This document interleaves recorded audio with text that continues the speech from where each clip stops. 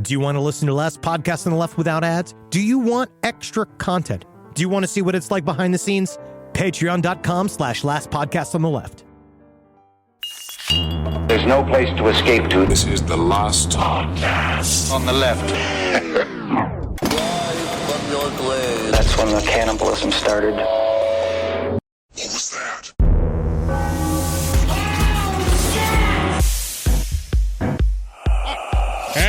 I'm coming in hot this week. I solved the murder by myself in my office over the break. I know everything that's happened. I know everything that will happen. Just in time. But honestly, the key is now I'm deleting it. Yeah. So I'm going to forget the man I was. I was a private detective for about 8 days. Okay. Because I had nothing but time. I had nothing but weed, Baldur's Gate. You were following people? I go everywhere, asking them, you know Elizabeth Short? Yeah? Do you know Deborah Tall? But no, this is oh man, I'm dragging Marcus down fucking with me, man. Yeah? I'm dragging his fucking ass. I mean, he's dragging down me to the fucking hole with me, bro. He keeps saying it so much that he thinks it's going to come true one day. I'm bringing him down with me, man. I'm making him worse. Well, it doesn't matter what your theory is, because even if you're right, all the evidence has been destroyed and there's no way to prove it. Some of it might be hidden. Welcome to Last Podcast on the Left, ladies and gentlemen. My name is Marcus Parks. I'm here with true detective Henry Zabrowski. Yeah, time to flat circle. Give me 6 beers. Honestly, that's how I should have started the show, with a 6-pack like Matthew McConaughey in there when he's in the interrogation room. And just keep opening up and then cutting them into little men, you know, and like cutting the little men in half. And the equally inquisitive Ed Larson. I'm curious, but at the end of the day, I don't care. Eddie, you should care.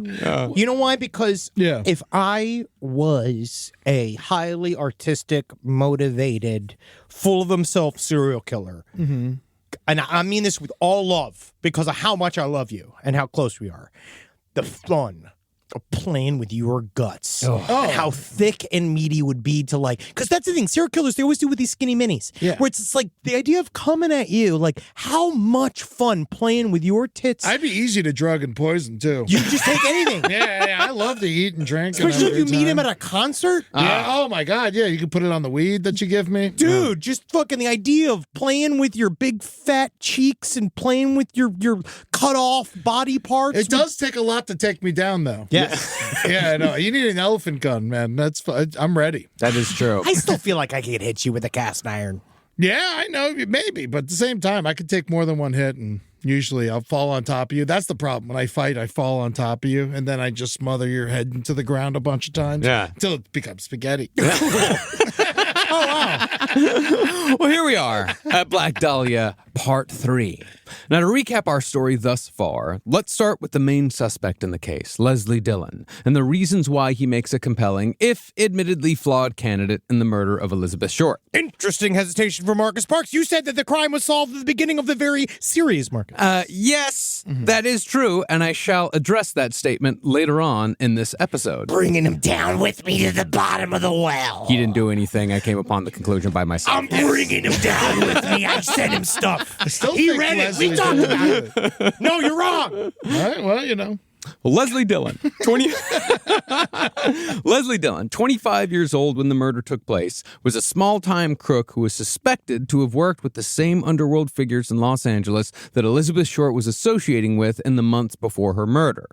2 years after Elizabeth was killed, Leslie Dillon wrote to Dr. Joseph Paul DeRiver of the LAPD under the pseudonym Jack Sand, responding to an article Dr. DeRiver had planted about the Black Dahlia murder in True Detective magazine.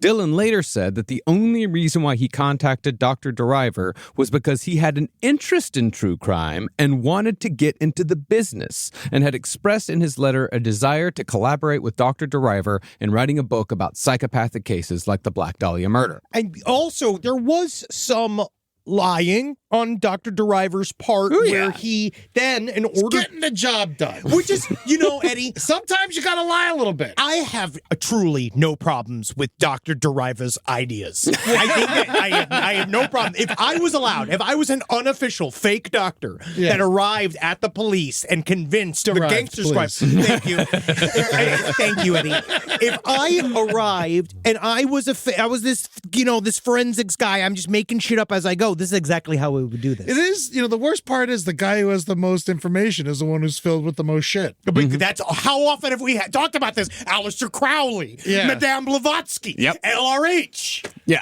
But there is truth in that. Except in LRH. But in the other two, there is he a little... was like, this is a boat, and it was a boat. It's true. Later on.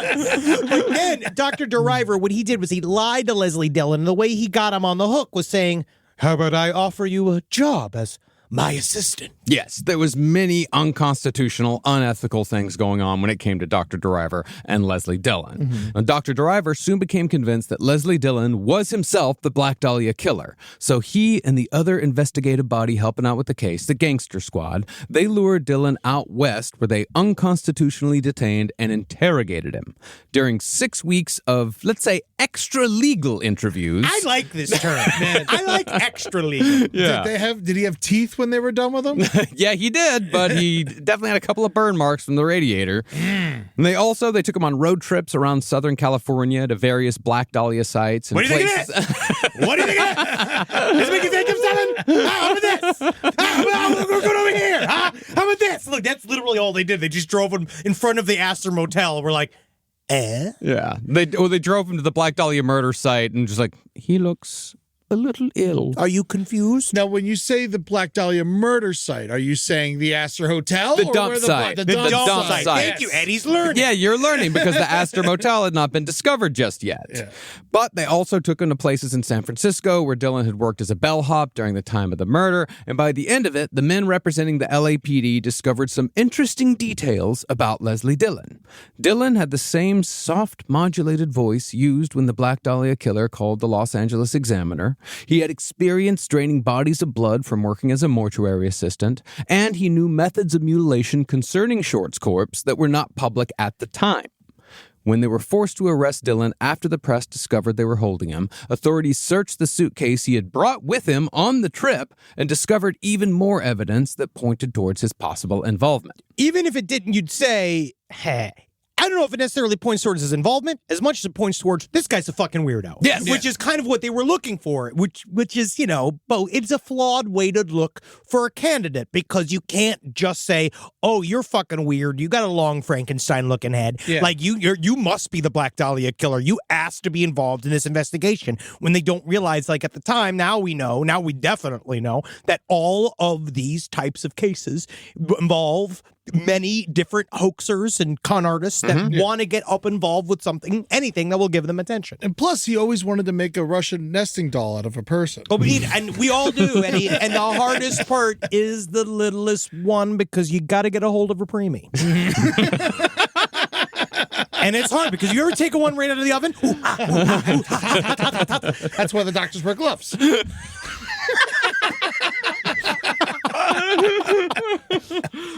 Contained within Leslie Dillon's suitcase were 700 phenobarbital pills and a well-worn leather dog leash that appeared as if it had been used to hang something that was comparable in weight to a human body. It was 3 Rottweilers. Yeah. There is so much phenobarbital at my house right now. It always freaks me out when you bring this up. Yeah, because of the dog. Yeah. My dog loves phenobarbital. And she could use more sleep. She's always waking me up in the middle of the night.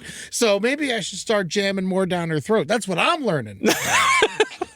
Tootsie, actually, it was really sweet of her. She offered me a bump the other night. Yeah. And I was just like, no, I'm sorry, I'm driving. I can't. It was on a key. Well, investigating Dillon further, they also found that his aunt lived 2 blocks from the diner where Elizabeth Short's purse and shoes were found, and that Dillon drove a black sedan like the one seen twice at the dump site in the wee hours of the morn just before Short's body was discovered. Wrap it up. Yeah. That seems like a case closed. You would be wrong, my friend.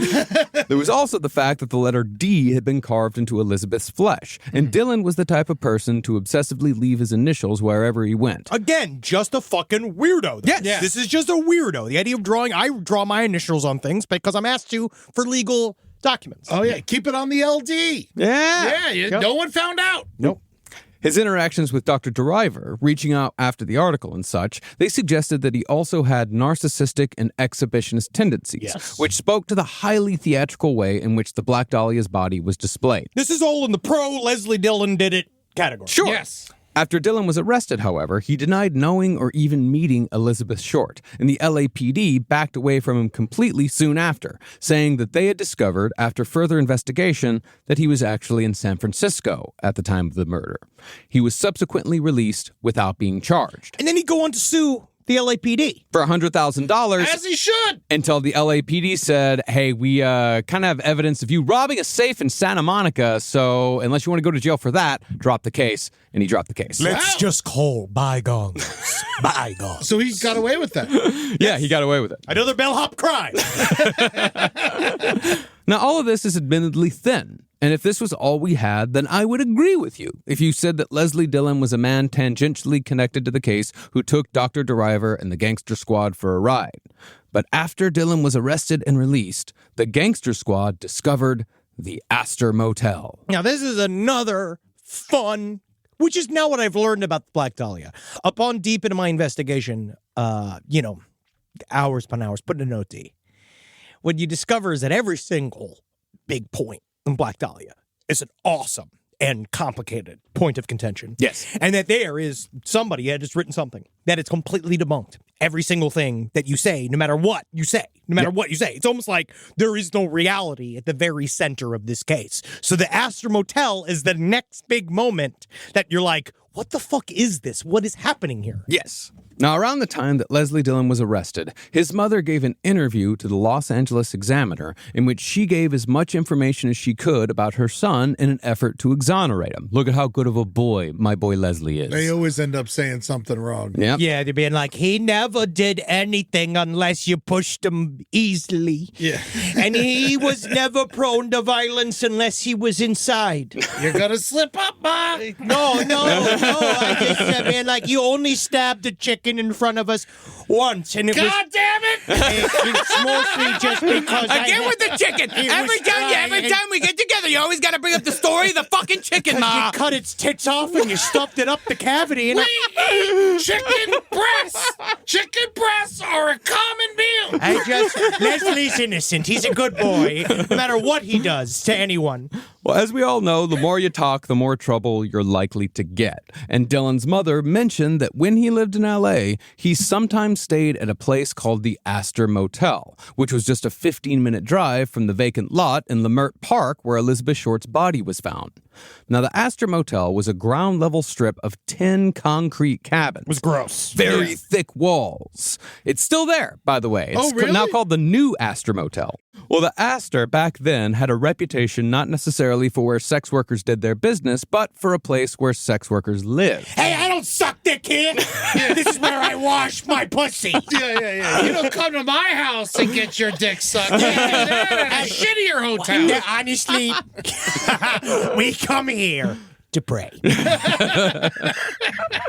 Well, the Aster was owned by a syphilitic ex-con named Henry Hoffman, who'd done time for mail fraud involving an oil scam in Texas. When you say syphilitic, that means he had syphilis? Yeah. Okay, cool. I just wanted to make sure. Yeah, syphilitic. It's like, you know how syphilis took like 20 years to take Al Capone down? Yeah. It's kind of like this. At this point, Henry Hoffman was about 60 years old, and, the syphilis hadn't took his brain, but, there was some floating around there. Wow. Doctor said I'm turning into a jack-o'-lantern.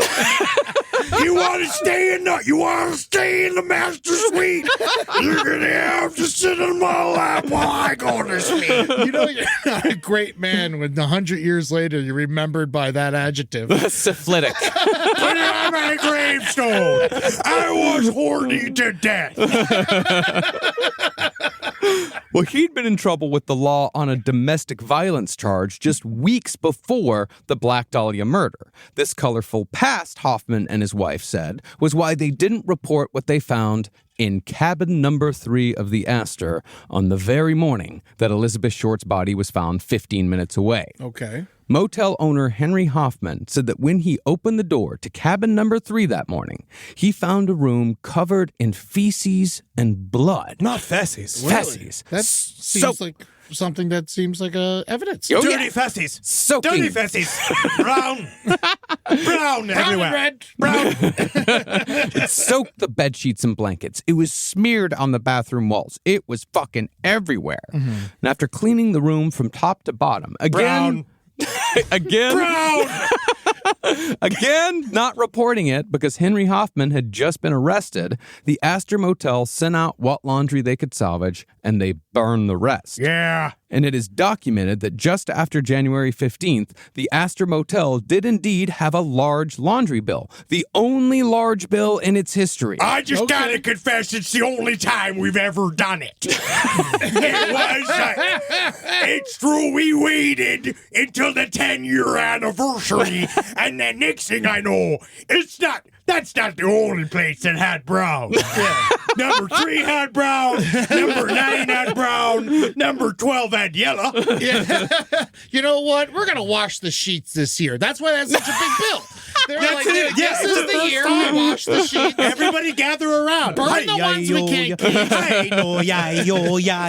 It was a fun Los Angeles ritual. So I think that's how you got to start looking at the laundromats and the dry cleaners. Yeah. That's who knows, because you want me to cover up this murder. Now he's thinking like a fucking Extra detective. money. Yeah, exactly. Super complicated. Makes things harder than they need to be.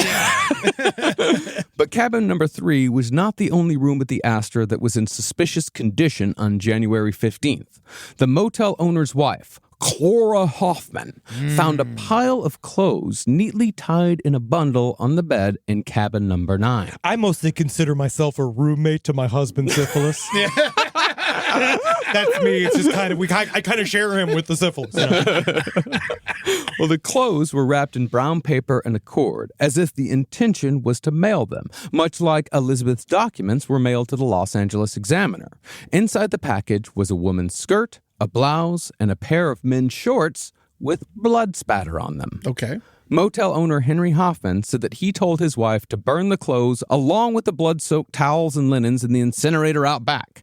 And just after, they scrubbed down what may have been the Black Dahlia murder kill room before the story even broke. See, but who kills somebody in shorts in January? That is my biggest issue with this whole thing. Oh my God, it's January in Los Angeles. I see shorts every single fucking day here. I think Rob's wearing shorts. No, he's not. No, he's wearing But pants. It's for the delusional. It is for the delusional. There is That's for an out-of-towner. Like Wisconsin. Our friend Adam Wirtz does it. He wears shorts every single day, no matter what. But he's from Wisconsin. But I know he's cold. And he's lying to everyone. He always got his feet out. I know he's cold. Yeah. I know you're cold. Wisconsinites, I know a lot of you like that. You wear 40 shorts. degrees, washing a car like you're some kind of hero. I know you're cold.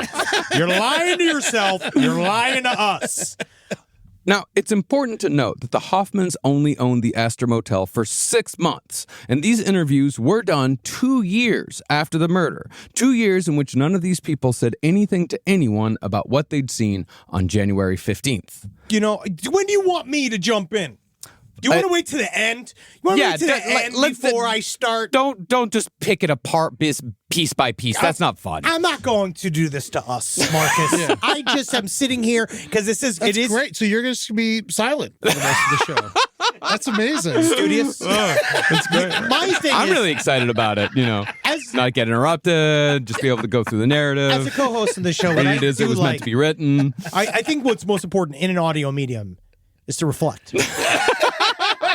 And I sit and I listen. And I'm holding space for whatever it is that you do. Sure. But actually, let me interrupt you there. That's just fun. That's a fun bit. Well, this gap in the interviews, between the interviews and the actual murder itself, that's why I think the interview of the maid is so interesting. When the gangster squad tracked her down, she was a person who had no further connections to the Hoffmans. She said, "You want extra pillow?" What kind of hotel is this? So is my mate. It doesn't ever end. But she also remembered the bloody room and the bundle of clothes quite well. The clothes, she said, were a white blouse with ruffles and a black skirt, which was the same outfit Elizabeth Short had been wearing the last time she'd been seen alive at the Biltmore Hotel. Eventually, that same maid admitted that she'd seen a person that she thought was Elizabeth Short at the motel during the so-called missing week before Short's body was dumped, and she wasn't the only one. A man who lived across the street also said that he saw a woman who looked like Elizabeth Short at Aster that same week. According to him and other witnesses, this girl seemed trapped, possibly drugged, and desperate to escape. But the problem, admittedly, is that all these people described a black-haired girl, and as we know, Short's hair was dyed a reddish light brown when her body was found. And part of the reason why they said a black-haired girl is because the pictures of Elizabeth Short that were in the newspaper, they had black hair, which shows that they probably didn't see her because they saw the old picture of her, and then now they're thinking about the old picture of her when they think about Elizabeth Short, and now they are they're blowing that out to think about every diminutive, bow-lipped, black-haired girl that would be. Well, also, escorts are known to wear wigs when they are. work. Yeah, you know, so they don't get found out when they're out being a normal person. You're correct. So she could have been wearing a wig whenever they saw her. I don't believe Elizabeth Short was an escort. She though. was not. No, she was not a call girl. We'll get to the sex worker angle in a bit. Escort, not a sex worker. They just enjoy a good time with them. So that's what we did together in Nosferatu? Yeah. I was your escort? Oh, I was just some prostitute enjoying popcorn with you? No, you were. I would like to be seen with you, and I paid you for it. Thank you. And honestly, just go to henrysbrowski.com to have me escort you to your own. Like, you know, I'm ready. I can escort a lot of Escort Ferratu. Well, I mean, it might be that these people misremembered Short's hair color because, like you said, all the pictures they saw of her over and over again showed a young woman with black hair. Or it could be that they were remembering somebody else entirely.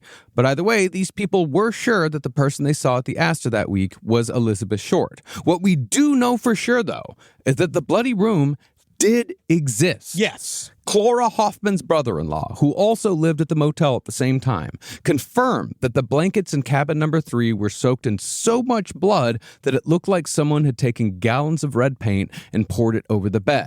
This brother-in-law had also worked at a mortuary in the past and said that the amount of blood he saw in that room was just about equivalent to the total amount of fluid in a human body. Okay. Lest we forget, Elizabeth Short's corpse was found completely drained of blood. No one's been known to exaggerate anything. I mean, it's a shitload of blood. It's a lot of blood. There's a lot of... Well, wait. Well, I mean, whether you... Are you just going to sit and snipe this whole time with these, like, shitty comments? No. When you think it's Dillon, if you don't think it's him, doesn't mean that she wasn't killed in that room by a different person. I don't know. Yeah. Someone was killed in the room unless someone had a fucking hell of a period. You know what's funny? They do believe that the blood was not as spread all over the bed, and it was period blood. Really? Yes. Who is they? The police. Oh, In the grand police. jury. Oh, We're going to get to the grand jury. We're going to get to the grand jury. But the police never saw the room. We're going to get there. Well, lastly, Henry and Clara Hoffman's daughter was interviewed by author Pugh Eatwell years later, and she distinctly remembered the bloody room incident as well. I've made a few bloody rooms myself. Yes, because my name is Pew. Pew, pew, pew. So, unless another woman was brutally murdered and drained of her blood the same night as Elizabeth Short, just 15 minutes from Short's dump site, which is entirely possible because L.A. was a fucked up place at this time. Oh, yeah, dude. We didn't talk about the werewolf murders. We didn't talk about all the kind of other stuff. There was a bunch of unsolved lady murders that happened during that period. It seems like, though, everyone's like 15 minutes from here, 20 minutes from there. Traffic was great back then. It really was, dude. You think about, but I think it's just the coverage that Black Dahlia had. a freeway. And that's the thing, is that we actually looked at, like, I mean, this was 1947. Are we sure a tune didn't do this? Yeah. Oh, no, because it's so funny because they're like, you look at how she got all around. She went from downtown to the valley to Hollywood. So I was like, how the fuck could she even get there? She didn't have a car. Yeah, well, they had the red car. Yeah. My God, it'll be beautiful. It'll be beautiful. But I think at the end of the day, it's likely that this was the room where Elizabeth Short was killed. Mm-hmm. Now, motel owner Henry Hoffman, God damn it, stop doing that shit. I did nothing. I said nothing. Rise from your grave. Now, motel owner Henry Hoffman said he also encountered the Black Dahlia, but it took months for him to come clean, although he had a good reason for keeping it quiet. When I saw her, she was already in too, but it was crazy. Because the top half was kissing me. He finally admitted to a gangster squad member after months of establishing a rapport that the woman he believed was Elizabeth Short was at the Aster Motel for 2 days, although she could have been there longer in another room without his knowledge. Hoffman said that Short was in cabin number 9. Number 9? Number 9? That was the cabin where the clothes matching the description of Elizabeth's last outfit had been found bundled, and on January 9th and 10th, Hoffman had seen her numerous times. One time, he said, he came into the room and she was naked under a bedsheet, appearing as if she had been drugged with something like, say, I don't know, phenobarbital pills. You sick or you flirt with me? You sick? You seem cold. You lady? Well, Hoffman had run his fingers through Short's hair and tried taking advantage of her, but even in her drugged state, she refused and he left without further incident. No one will ever love me.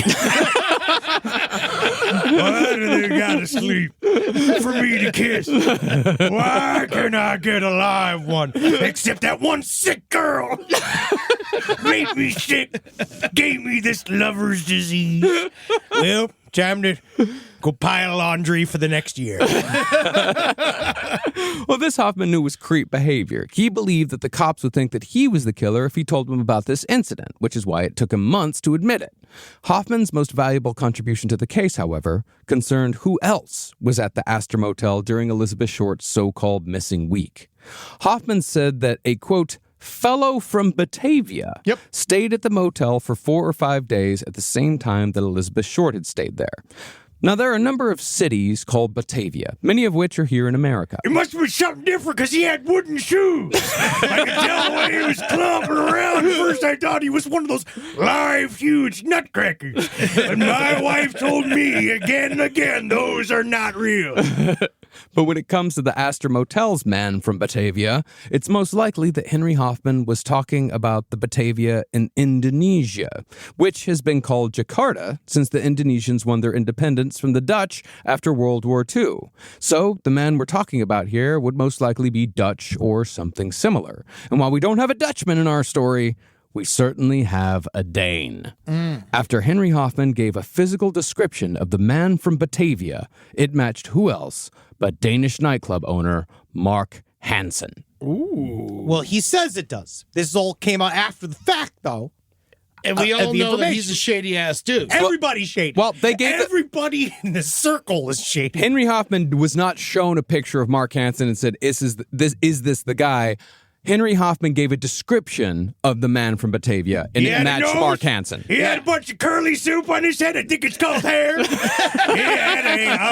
He definitely had a shirt on. Who am I? And Mark, my nose is falling off. My lips. Well, to recap Mark Hansen, his legitimate business was running and owning a chain of movie theaters, but he also ran a club called the Florentine Gardens, which was a known mob operation that had connections to corrupt LAPD officers. For example, LAPD homicide detective Finis Brown was said by numerous people to have worked as a bagman for Mark Hansen's operation, and it was said that Finis Brown was in deep debt to Mark Hansen at the time of the Black Dahlia murder. Finis Brown, if you'll remember, was also the homicide detective in charge of investigating the Black Dahlia murder, and it's speculated that Finis Brown drove the investigation away from Mark Hansen anytime the clues led in that direction as a way to repay his debt.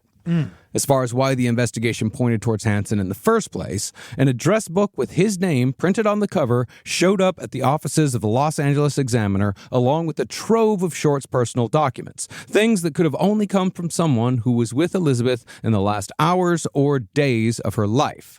Elizabeth Short also lived at Mark Hansen's house for a period of time just before her murder, and the two of them had a strained relationship rife with jealousy that ended in a nasty fight. Soon after, Elizabeth fled to San Diego by bus and was found sleeping in the Aztec Theater by the kindly Dorothy French. For the short time that Elizabeth stayed with Dorothy French, a number of people came by to try and speak with Elizabeth, although we have no idea who these people were or why they wanted to speak with her. All we know is that the visits caused Elizabeth a lot of anxiety. Then, on January 9th, 1947, Elizabeth Short returned to Los Angeles and was dropped off at the Biltmore Hotel. Over a period of hours, she made a number of calls, the last of which was to who else but Mark Hansen. Elizabeth then left, and no one knew where she went until motel owner Henry Hoffman came forward. But that's only if you believe Henry Hoffman, his wife, her sister, their brother-in-law, the maid, and several other people. Okay. This is, but well, Why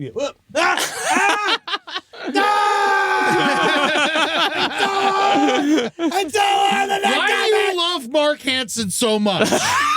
What did he do for you? Yeah. he finally gave me a shot at being the number one girl at this wonderful place. Have you been to the mayonnaise balcony? He said that I could sing any song I want. So the first song I sang was, "Hey, get me some beer or I'm going to shit on the floor." And then I got fired. That's a 12-minute song. It is. It is. So I got fired. So I'll always thank him for giving me my shot. Now, Henry Hoffman wasn't the only person to put Mark Hansen at the Aster Motel that week. The man who commented that there was enough blood in cabin number 3 to fill a human body also identified Hansen as being at the motel during that week. I see buckets of blood every day. I know what buckets of blood look like. I see them every day. I have them in my home. I have them in my car. I just have cups of blood. That's because you're a pussy. You're not a real man like me. I'm a doctor. I look at blood. I look at blood. I read blood. I know blood. Can I work for you? First of all, let's take a look at that blood. Well, his wife also put Mark Hansen at the hotel that week. The man they identified as Mark Hansen, by the way, stayed at the Aster Motel in room number 8, the room right next to the one where the clothes were found bundled and where Henry Hoffman said that he saw Elizabeth Short naked and drugged. But Mark Hansen did not kill Elizabeth Short. The most likely suspect for that was Leslie Dillon, and he had connections to the Aster Motel as well. The registration records showed that Dillon stayed there, definitively, in April of 1947, 4 months after the Black Dahlia murder. After. This to me makes a lot of sense, that Dillon would return to the Aster to relive the memory, because it's proven that process killers, the ones who were there for the brutality of the murder itself, they sometimes return to the scene of the crime for this express purpose. Also, the room was on discount for all the blood and shit. That's the key. Instead of being like, I know I got one place that'll fit my budget.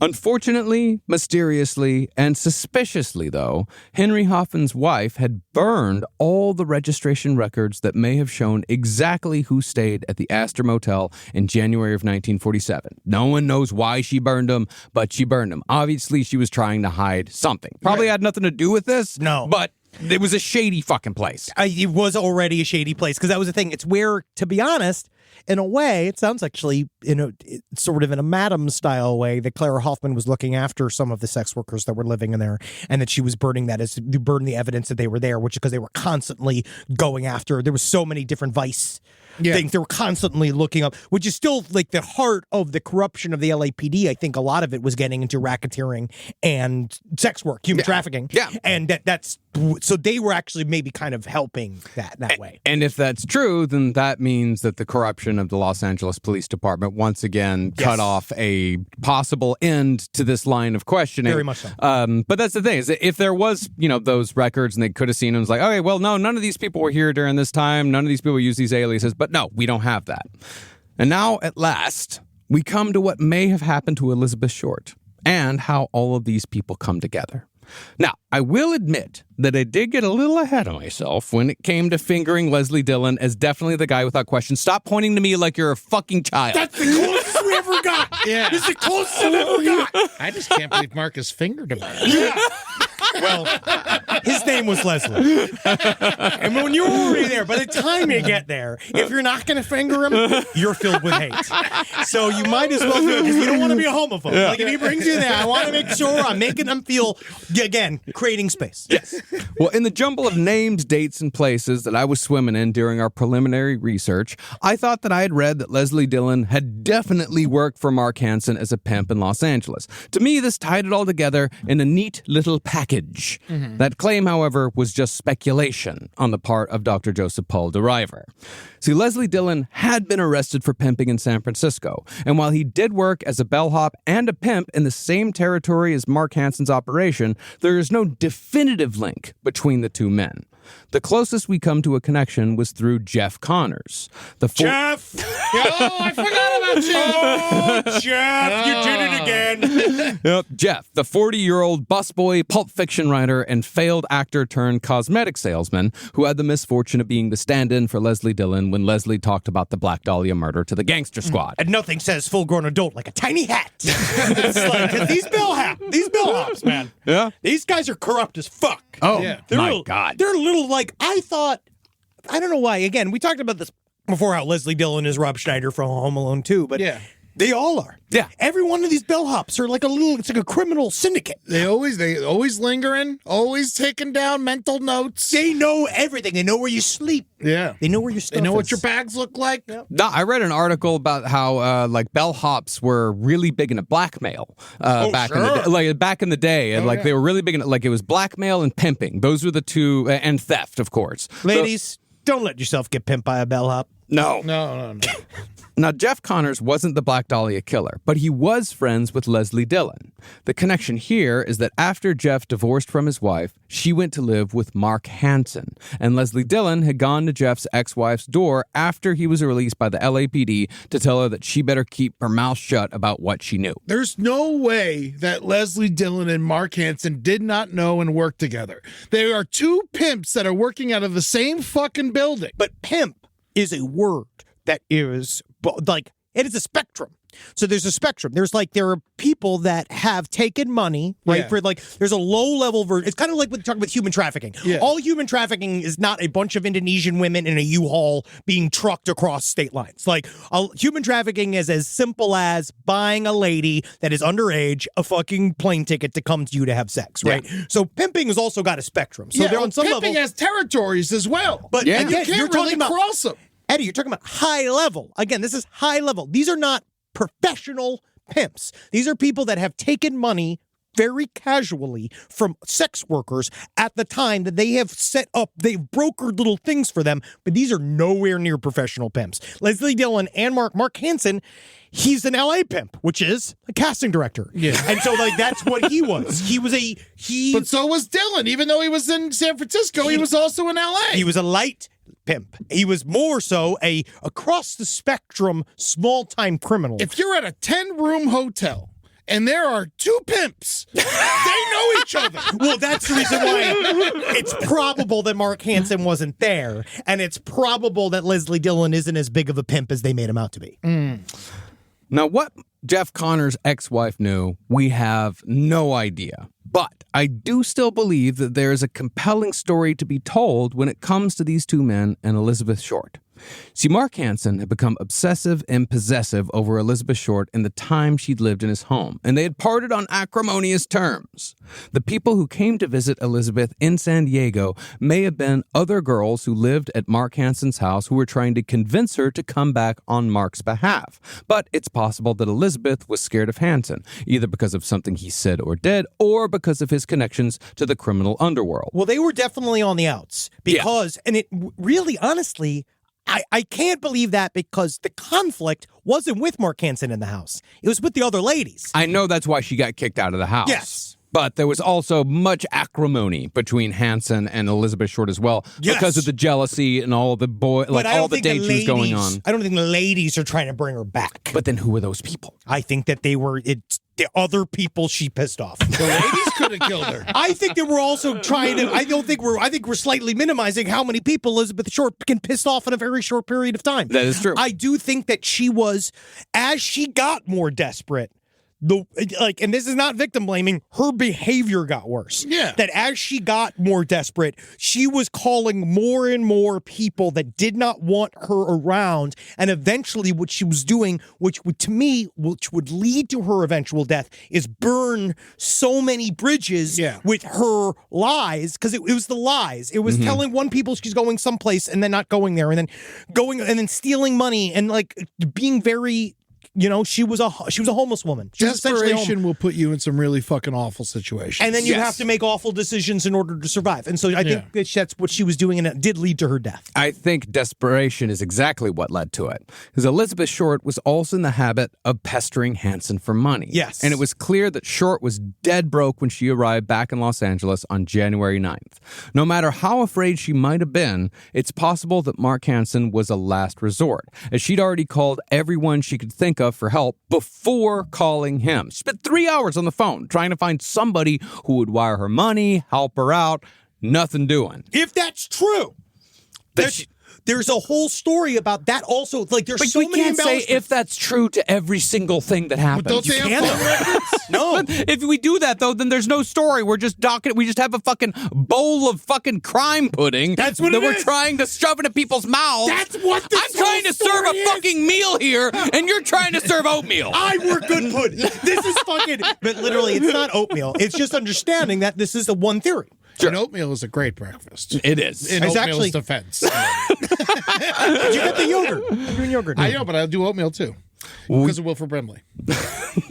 Well, we know that Elizabeth Short left the Biltmore just after talking to Hansen on the phone. And possibly by Hansen's direction, she may have ended up at the Aster Motel, because Hoffman said that Short showed up on January 9th. See, Mark Hansen did tell the DA's office that he had 2 rooms in Los Angeles that he used for prostitution, although he did not say exactly where. While the Aster wasn't used specifically for sex work, it was where sex workers lived. So it's possible that Mark Hansen knew about this place through the grapevine. Yeah. As far as why he didn't just bring her home, as you said, Elizabeth had gotten into a fight with one of the other girls at Hansen's house just before she left. So he probably wasn't too keen on bringing her back. But Hansen had an obsession with Elizabeth, so the Aster was as good a place as any to keep her until he could figure out what to do with her. Now, once Elizabeth arrived at the Aster, she was given room number 9. But after a couple of days there, she could have moved to Mark Hansen's room next door when he showed up as the man from Batavia, which is what Hoffman might have been talking about when he said she could have stayed there without his knowledge. Or he just dumped her there and left. Yeah. It's possible that some sort of argument between Elizabeth and Mark could have erupted in the few days that Hansen was in and out of the Aster. And it's possible that Hansen was simply tired of dealing with this situation altogether.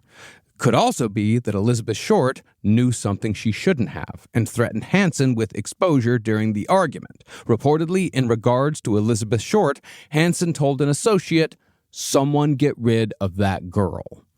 And this could be where Leslie Dillon comes into the picture. According to motel owner Henry Hoffman and 3 other witnesses, Leslie Dillon was also at the Aster Motel during Elizabeth Short's so-called lost week.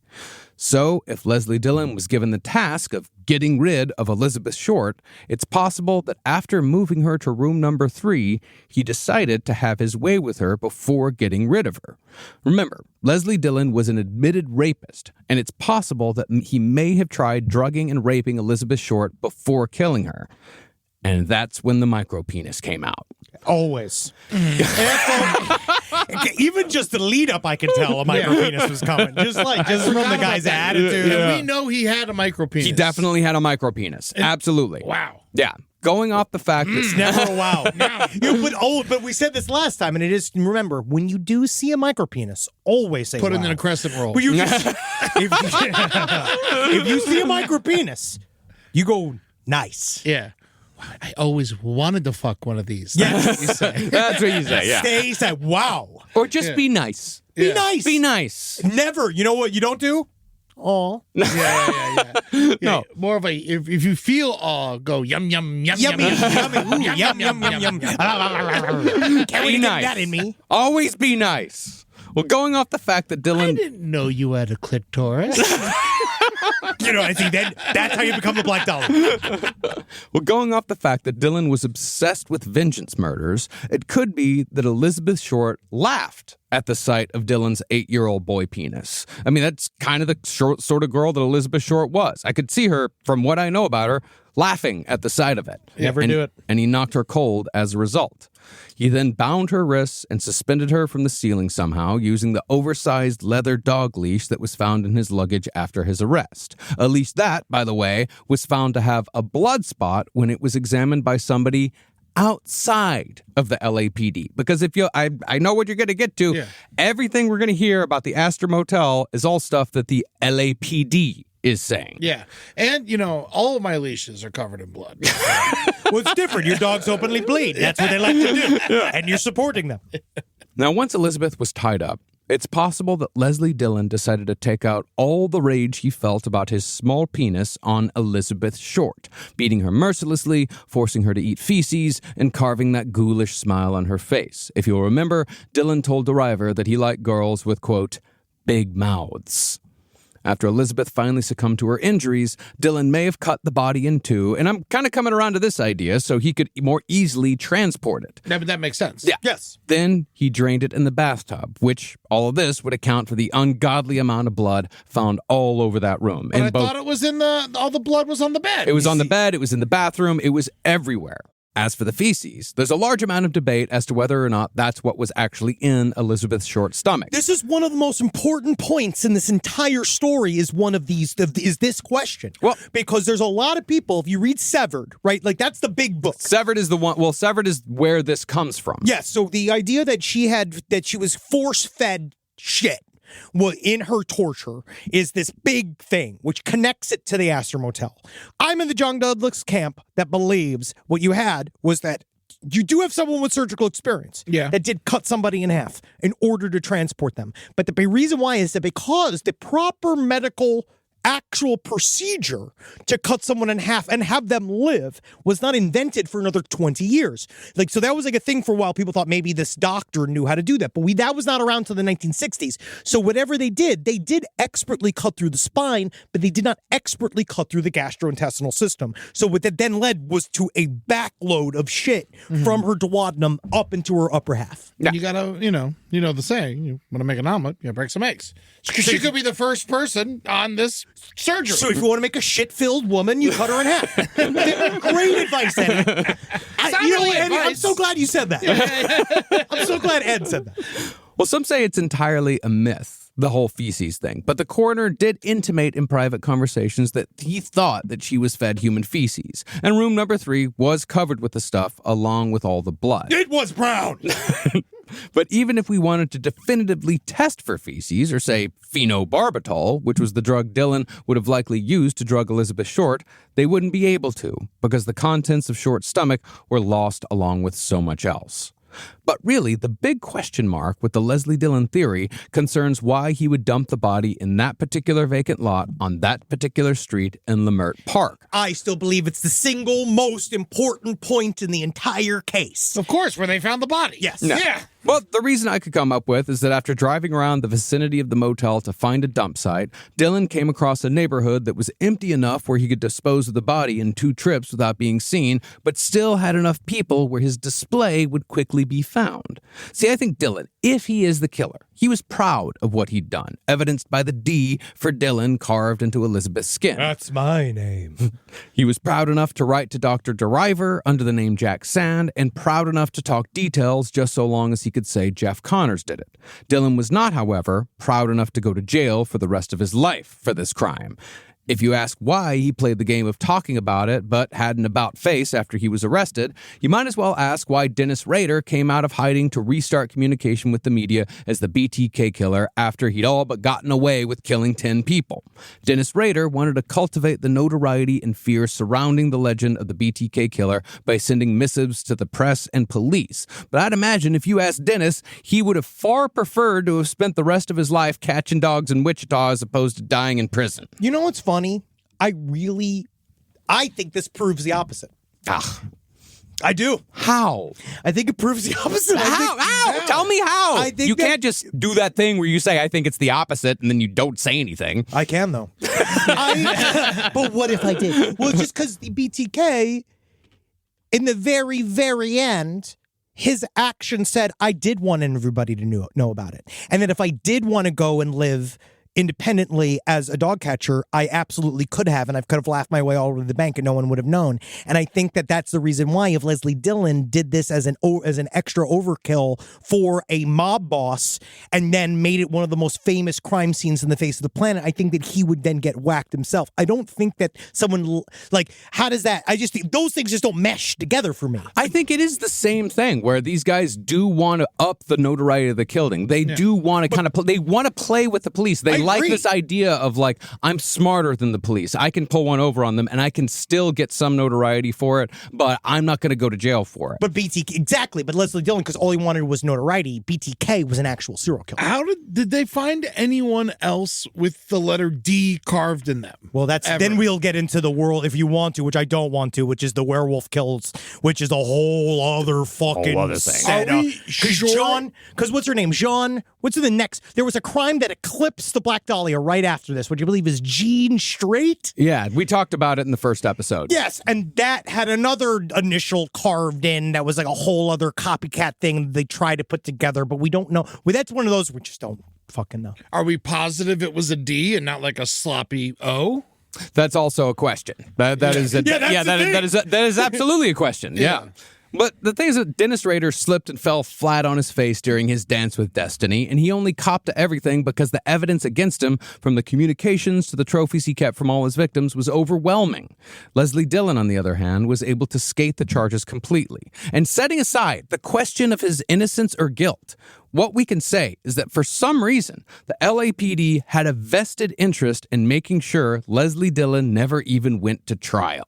And that, I think, is the biggest point here. Not necessarily that, this man is, they had somebody in custody that was, that was definitively the killer and it was definitely solved. At the very least, the LAPD wanted to make sure that this man never saw the light of day and that the spotlight never came on Leslie Dillon in any meaningful way. Because they had him on the Santa Monica vault robbery, right? Yeah. And then they had him on rape. Yeah. Yeah, they had him on rape. Well, they didn't have him on rape. He just had a bunch of phenobarbital pills. Oh, and then how do we know he was a rapist? He admitted it? Or? He said, I drug and rape women, but that was not something that was they could prove. And it was also at the time one of those fun things where it wasn't necessarily the hugest crime necessary. It was a whole, he was considered a romance guy. He was an extreme romance man.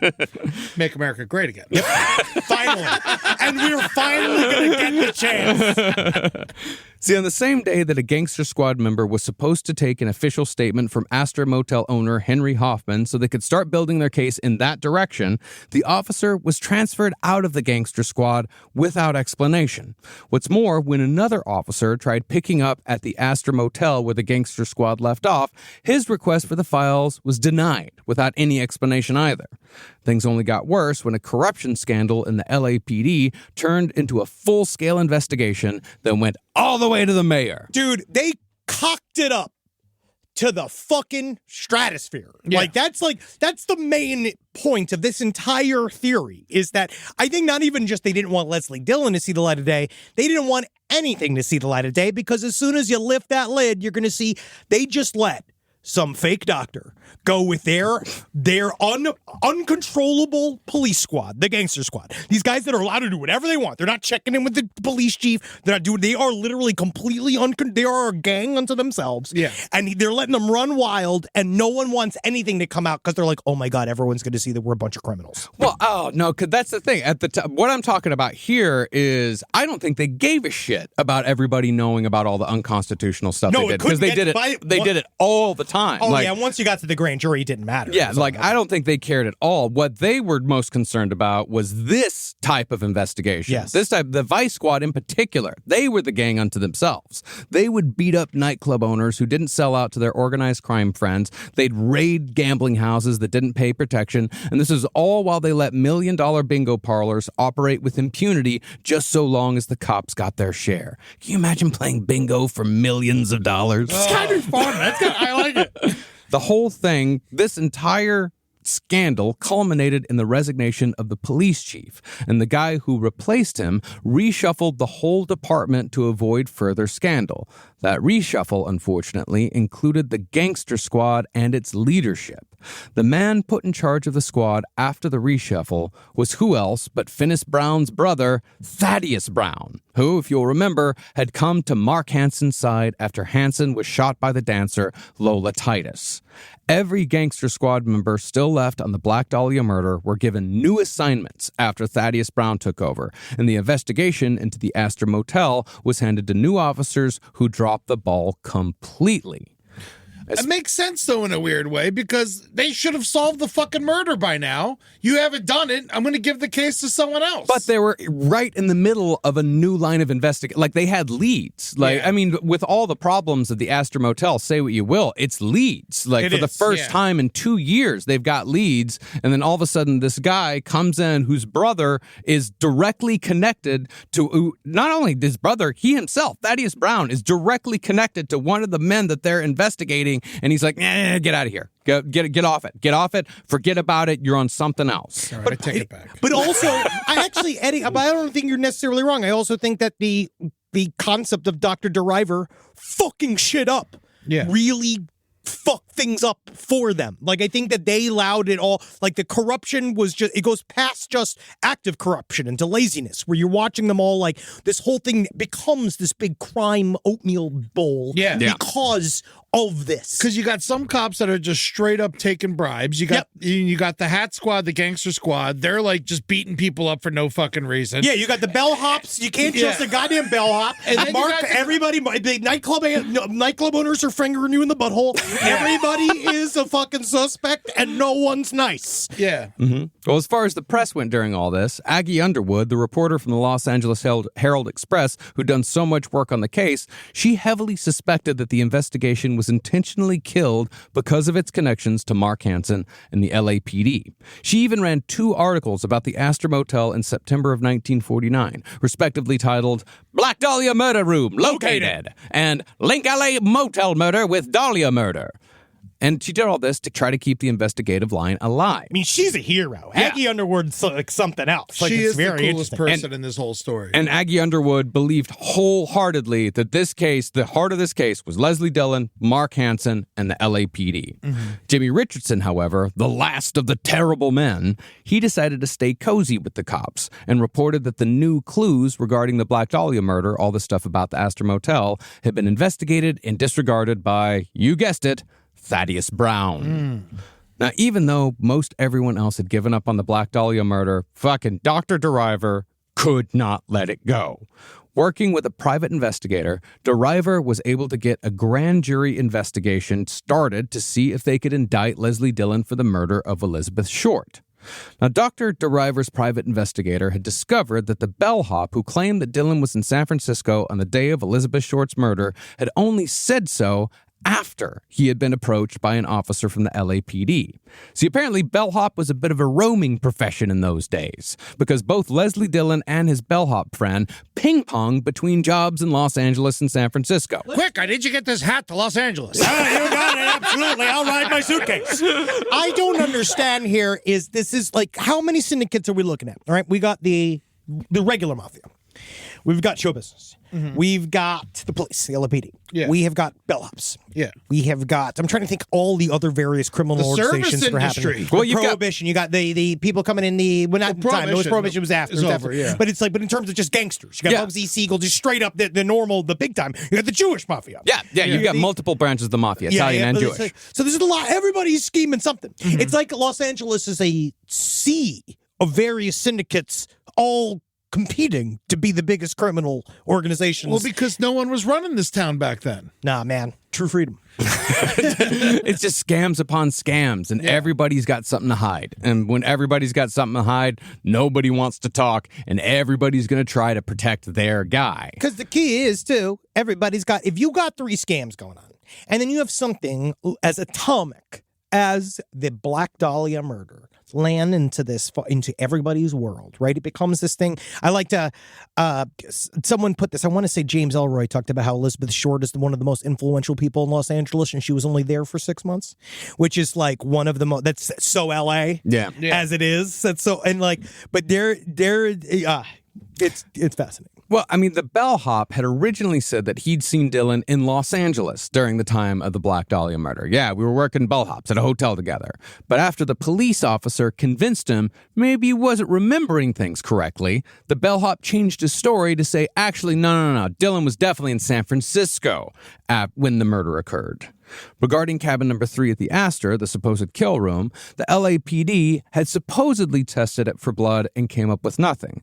But DeRiver's PI sent in his own chemist, and their tests came back positive for blood.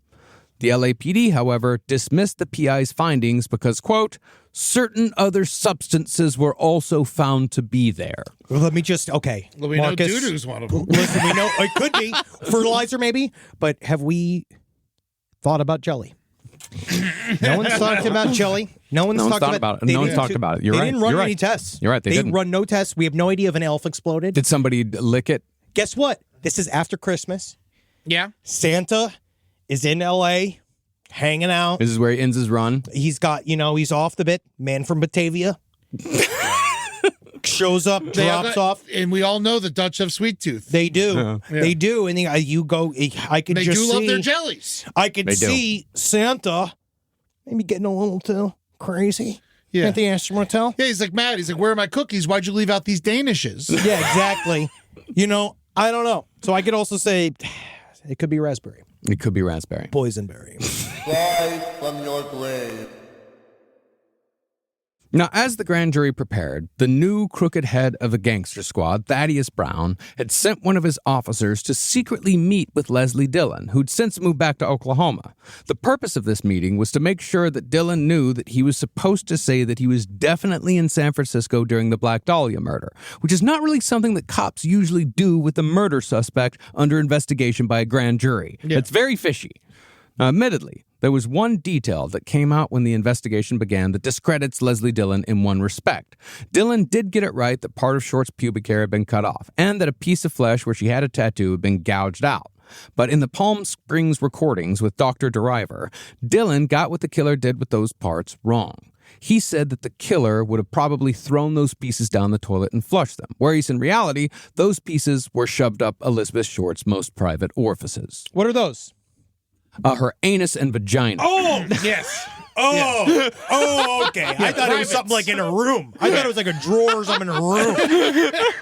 Oh, wow. Yeah, wow. That's different. Yeah. Well, maybe he said something like that to prove his innocence in a weird way. Just throw him off. I don't know. I mean, so a lot of people point to that as like, Leslie Dillon didn't know what he was talking about. Or someone else cleaned up the body after he had killed them and done that, and then when they were cleaning up the body, they were like, we can't leave this flesh around. Now he's getting it. Stuck it up in now he's getting it. It gets complicated. As soon as you start looking into the quantum facts, like if you get on a quantum level, it begins to fall apart. Yeah. I mean, there's definitely more than one person involved. But, according to, I don't know. I've been thinking this whole time there was more than one person, but I do think that John Douglas makes a point.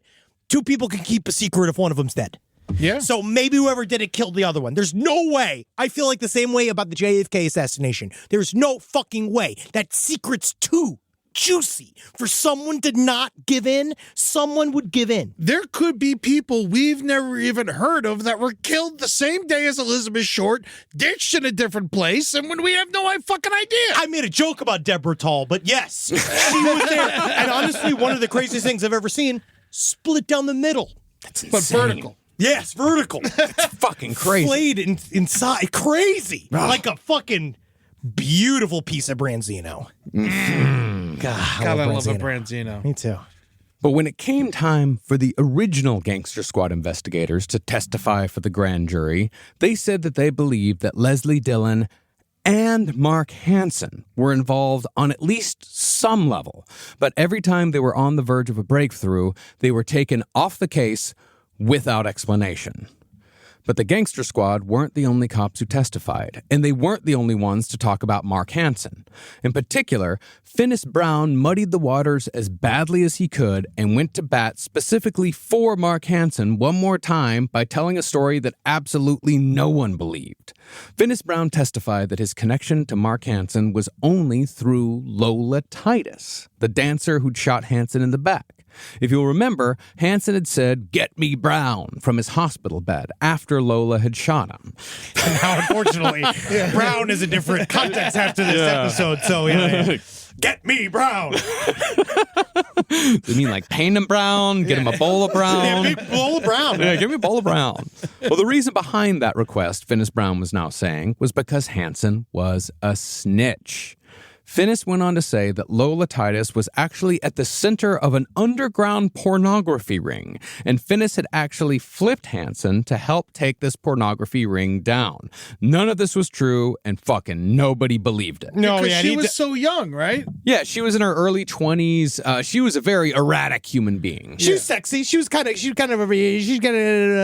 about her. But yeah, I think that No, not this theory. Not this theory. No, I don't believe it. Well, that's the thing, is that this isn't a theory, and that's what this is, a grand jury testimony. Yeah, but like, then this is cops are just saying stuff. Yeah, but that's part of the that's part of the fishiness here, is how far Finis Brown goes to try to make Mark Hansen a hero, to try to put take Mark Hansen as far away from this case as humanly possible at every turn. It's also good just straight up because he really did believe he was innocent. And that he felt that Mark Hansen was getting pulled in, and maybe it's because he does other shit. And it's all the side gigs. He definitely side gigs. Oh no, he did do side gigs. He was a bagman he worked specifically for Mark Hansen. He was in debt to Mark Hansen. Wait, what do you say? I think it's a part of paying back the debt. Absolutely, but what if he just did all these other crimes? This is the problem. If you do every other crime but the Black Dahlia murder, they can still cover up for you, but it doesn't necessarily have to be for the Black Dahlia murder. It's because you're fucking fully in bed with a bunch of other criminals, and now you're all trying to save your ass. Yeah, because if Mark Hansen didn't do it, if they looked into Mark Hansen deep enough, all of them would go down for other shit. Oh, of course. And that might be a bit of my point later on. That is my big thing. Yeah. But to really drive home his loyalty, Finis said that Hansen had actually been very helpful to the police during the Black Dahlia investigation. Because he gave him money. He was super helpful. I love this guy. It's like him sitting on a jet ski. Being like, this jet ski is so important to my investigative process. But they said the reason why he was helpful is because he gave him photos of Elizabeth Short. Now, of course, the center of this grand jury investigation was supposed to be the Aster Motel. It was hoped that Mark Hansen could be linked to the case through the testimony of motel owner Henry Hoffman, who had been quite sure prior to the grand jury about the identity of the man from Batavia. But when it came time to testify, Henry Hoffman and his wife changed their tune. See, in the Black Dahlia case, statements had a habit of becoming confusing and contradictory after witnesses spoke with Finis Brown in particular. And by the time of the grand jury, Henry and Clara Hoffman were now saying that there was no man from Batavia at the motel when Elizabeth Short was supposedly there. Now, obviously, the Aster Motel was a shady operation run by shady people, and there's no telling what all the Hoffmans were involved with while they were running the motel or what they did after they sold it. So there's no telling what, if anything, the cops had over them. Do you have any idea how hard it is to run an establishment while you're actively melting? I live in an Alice in Wonderland reality. Syphilis has occupied most of my brain. I don't know what's happening. I'm a floating grin. I look in the mirror. I wish I knew who I was. Mr. Hoffman, there's blood in cabin 3 again. No, I went and looked at it. It was jelly. Santa, I'm coming after him. Did he leave his credit card? Is that why the blood was delicious? Yes. Yes, I know, right? And how about that brown? I like a dark brown for certain. But it is telling that Clara Hoffman's sister and her brother-in-law, the "oh my God, there's enough blood in here to fill a human body" guy, they both stuck to their original story about the man from Batavia in totality. I say that every time I go in a room. Oh my God, there's a blood in here to fill a human body. In mine. All right, guys. See you soon, all right? Hopefully, right? But in the end, this wasn't anywhere near enough.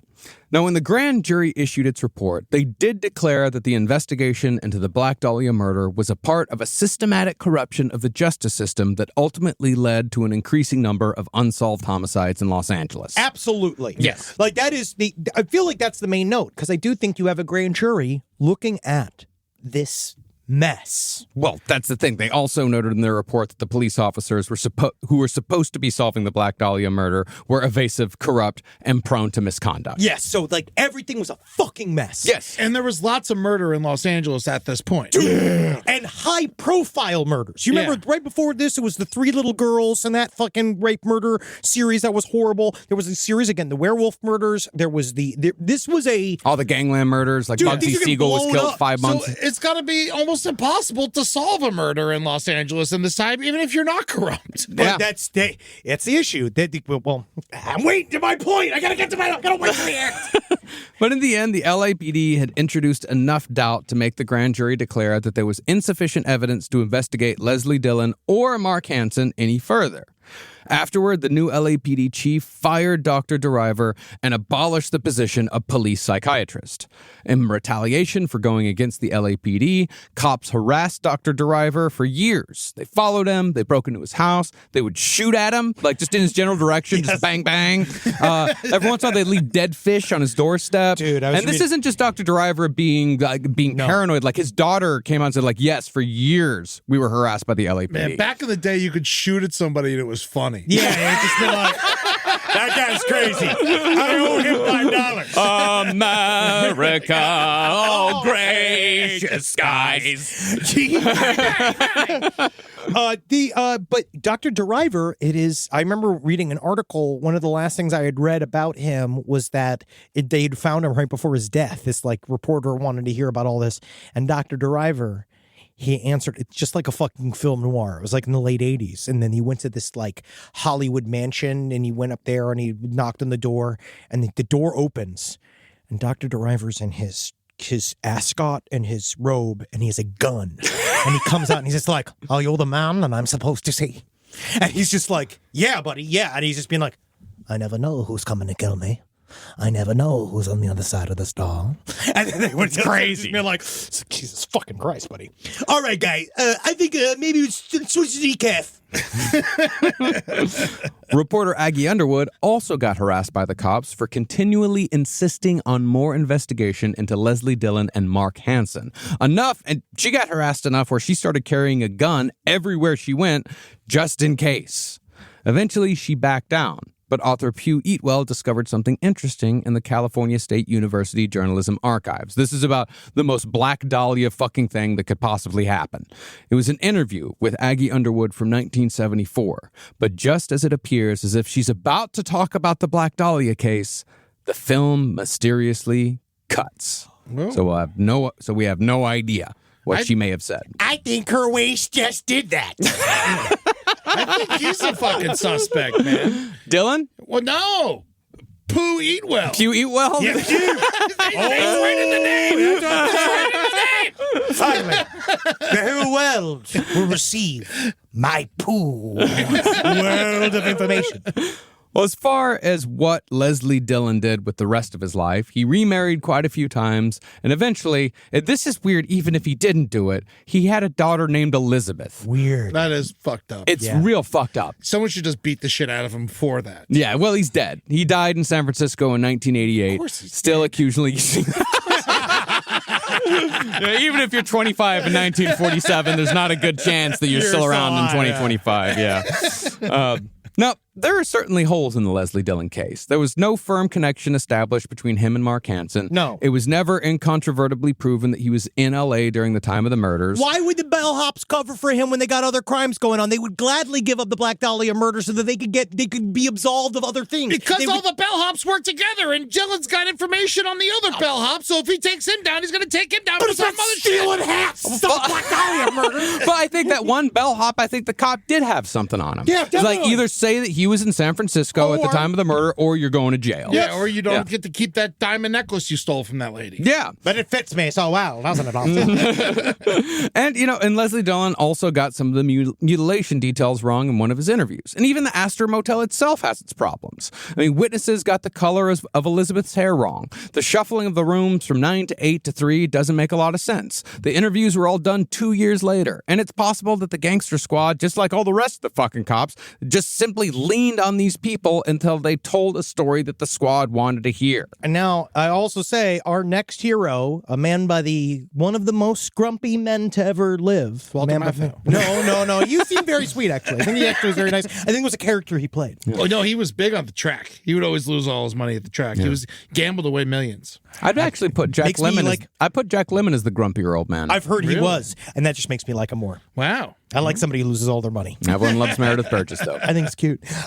So one of the grumpiest men that we're ever going to meet, honestly, Larry Harnish, he's going to come in, spoiler, next episode, is that he says one of the most poignant statements I have heard about this whole case, which is that you'll find that the people with some of the least to do with this are so excited to get themselves involved in this case, and that they show up and they are excited. I think that when you first go to the Aster Motel and you ask all these questions about Elizabeth Short, I think that you're first, you want to give the cop a good answer. You do. You want to get him out of there. But no. That's the problem with that is that it actually took the cops quite a long time to get the information out of these people. Probably because you're also showing up and leaning on them. Yeah. Until they do give you something. But I think that it's very exciting at very first blush to be a part of this story. But then what Larry Harnish says, but you notice when I talk to the family members, anyone that this case has actually touched, it destroyed their lives so thoroughly that they never want to have anything to do with this ever again. They don't want to talk about it. And so but those family members. Yeah. But it's not just family members. It's like the people that actually knew her, the people that the people who are around these people. So this story, these are looky-loos.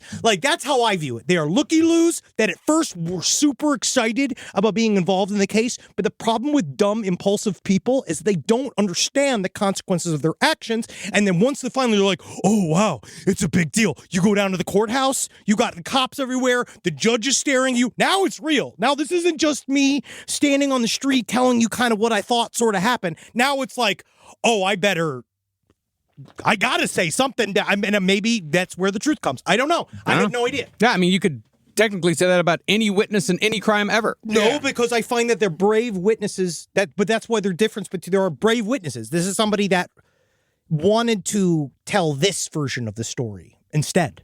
Maybe. But there's also the question as to why the LAPD or Mark Hansen's underworld connections didn't just disappear Leslie Dillon. But I think Dillon might have had a dead man's switch set up that could have exposed everyone should something suspicious happen to him. It's a stretch, but it's certainly a possibility. Also, he went to Oklahoma. Get out of this town. I don't want to ever see you again. Yeah, he did. He did. Yeah. Having said all that, though, I do think that out of all the suspects I've looked into so far, the story of Leslie Dillon and Mark Hansen makes the most sense. That Dillon was supposed to simply kill and dispose of Elizabeth Short, but got carried away. In my view, there are just too many coincidences to let this story go unexamined. Definitely. This is a pillar of the Black Dahlia story, because this whole storyline is the natural timeline that happened at the time. Yeah. Everything else now is going to be after the grand jury. Mm-hmm. Admittedly, though, I can also absolutely see Leslie Dillon being just some guy who liked to be creepy, a manipulator who just wanted to see how far he could take a story. But I do wholeheartedly believe that the LAPD had an interest in keeping this case unsolved, either because they were connected or somebody paying them was connected. Really, what this story shows is just how much damage police corruption and cover-ups can do to an investigation. Even if Mark Hansen had nothing to do with it, the meddling that took place to protect him at all costs stymied the investigation again and again. Instead of searching for the killer, Finis Brown was often more concerned with derailing any line of investigation that led to Mark Hansen, organized crime, or the LAPD, and in the end was left with only a vague theory that the killer might have been an illegal abortion doctor. Mark Hansen may have even just been a rung on the ladder, someone tangentially related to the murders who had to take a small amount of heat on behalf of someone more powerful. But if that's the case, we'll never know because the police made sure we'll never know. That, however, does not mean that we're at the end of our series just yet. Yeah, you fucking idiots! I saw y'all, you pieces of shit. How many people were like, "Oh, they're only going to do 3 episodes"? Oh, definitely not. I knew that. Yeah. I had an idea of that was the things were going to change as soon as we got into it, dude. Because, man, I think everybody's guilty. Yeah. Next week, we're going to return with 2 more suspects. The one you've all been waiting for, and another lesser-known suspect that just so happens to be Henry's top pick as the likely perpetrator of the Black Dahlia murder. Dwight D. Eisenhower. Where was he? Where was he? The war was over. Was he done with killing? I don't think so. He wasn't president yet. And as we know now, presidents are immune of all crimes. Yeah. So actually, good for him. Was it Dewey? Marcus, I'm so excited that we're doing this because obviously we're going to go into a little bit of I'm going to say the man who should not be named. Yeah. Because everybody fucking has covered this guy, but we're going to cover exactly why it's stupid that people think that this guy is the guy. Yes. I think, personally. I mean, at the very least, this man is a fantastic Los Angeles character. Like, he's just a fascinating person and in a and Los of Angeles himself. character means pedophile. And then we're going to, the other one is Walter. Well, the other one's my favorite. The other one's my favorite, which is, again, and but I will say, Marcus, I'm agnostic. You're agnostic? You don't seem agnostic. You seem very sure, passionate. very passionate, and very sure. The whole episode, you seem, the last thing I would say is agnostic. You know what I know? Because you know what I've known now? You know what I know now? What? It's how little Dillon I know. did it? No, it's how little I know. That's what I know now. Yeah, Now I'm aware of how little I actually know. I like how heated it gets during a mystery. We got to do more mysteries. I hate mysteries. Because he doesn't like it when I come from behind. No, I just like... So he works, and then I go down in the shadows, and I come up with new things that surprise and delight him and make him angry. That's why I love doing the SeaWorld. Tillicombe did it. Absolutely. We have it on camera. I like stories where you tell me what happens, and then we find out what happens, and then the whole thing's over and done with. It doesn't work like that, does it, Marcus? No, it doesn't work like that. But this has still been a fascinating series, and the thing is about the Black Dahlia murder is that, it's that's one of the drawbacks of the show is that we have a limited amount of time to spend on all of these. Everything that we do, we have a limited amount of time because we always have to get to the next thing, and we're always finishing up with the last thing. But the more you look into the Black Dahlia murder, and the more you look into any single subject concerning the Black Dahlia murder, all you have is more questions. Because there were things that even while I was writing this, I came up with more questions about like Mark Hansen as I was writing, and be like, actually, shit. Well, the people, she did have brown hair and all these people said that she had black hair. And it's just like these holes start showing up and you start asking all these questions. And this case drives people insane. It drives people absolutely insane. It has ruined Larry Harnish's life. Well, I think we'll talk about this. I love you, Larry. I'm going to say this right now. This is a message directly to Larry Harnish. I know you don't like true crime podcasts, right? I know you don't like them. But I'm going to let you know. We're going to tell your side of the story. Yeah. We're going to tell your side of the story, and you're going to be mad about it. You're going to hate me. I'm probably going to get a thing or two incorrect. And we might even be slightly flippant. You're going to be angry. But I want you to know I'm hearing you. I'm hearing you. Yeah. I'm hearing you. I think the reason why this story drives people insane is because it's like it is just out of reach from modern day. It's just that you can go to the locations, you can see all the pictures, you can feel it, but fucking everybody's dead. It's like you're just out of reach. Everybody's dead. Everything's already been muddled up and fucked up. It's or burned, and the evidence has been destroyed. Yeah. It's because back in the day, it was so much easier to get away with murder than it is today. Yeah. And this story is what gets people into true crime ever since. Yeah. This is one of those introductory stories that brings people in, which is also shows here. It's like, and I feel like I like to show a little bit of our dynamic. Yeah. You can see that this is how people yell about mysteries. Mm-hmm. And you can see us physically do it on our patreon.com/lastpodcast. On the left, you can see us flap and see my tits go back and forth. Twitch.tv/LPNTV. We are back. It is the year 2025. Woo, wow. Isn't it the future? Oh, isn't it now? Yeah. Yeah, 2025. It is the year 2025. What did you think you were going to be doing in 2025? Say when you were 15. Do you know, I was one of those who was like, I'm going to die early. Yeah. Because I was like, I was into Chris Farley and John Belushi and stuff like that. So I thought I was going to die. I thought I was going to coach football or something. I thought you wanted to be governor. No. I never wanted to be governor. Why would I want to be governor? If anyone can be governor of fucking Florida. That's great because it's sinking. Because you have less state to deal with. You know what? You know where we should be talking about is this Saturday. Yeah. We're going to be in Atlanta. A week from Saturday. Next week. We are in Atlanta at the Coca-Cola Roxy. I can't fucking wait to be back in town. Yeah. It's going to be great. Huge. Yeah. And then we're doing Side Stories Live at Dad's Garage. But that's already sold out, so you got to go see the last podcast on the left show at the Coca-Cola Roxy on January 11th. And you can't make that? Fly to Dallas. Fucking get in a cabin, get in a covered wagon to fucking Nashville. Take a moped to Detroit or... Don't take a moped to Detroit. It's going to be cold. Fly a pterodactyl to Toronto.